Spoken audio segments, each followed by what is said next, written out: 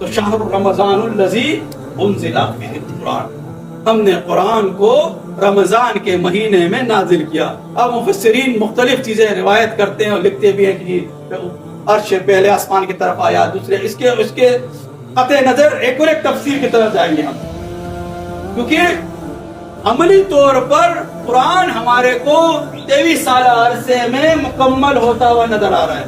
23 سالہ عرصے میں مکی زندگی اور مدنی زندگی، حجۃ الوداع کے موقع پر آخری آیت، اس کے بعد آیت نہیں آئی۔ اب اس چیز کو سمجھنا ہے، رمضان یہ نکلا ہے رمز سے، یہ تو موسم سردی کے مہینے میں رمضان آ گیا۔ اگر جون جولائی میں جب آپ اپنے بازار کی طرف جاتے ہیں، اب دور پیاس لگی بھی ہو، دور سے آپ کو ایک پانی کی لہر نظر آتی ہے، آپ کہتے ہیں کہ یار پانی ہے، وہاں پر پانی نہیں رہتا، آپ کا دھوکہ ہے وہ، لیکن آپ کے اندر پیاس اتنی زیادہ شدت کر گئی ہے کہ آپ کہتے ہیں کہ 2 گھونٹ پیاس پانی کے ملے تاکہ میں اپنا گلا تر کر لوں۔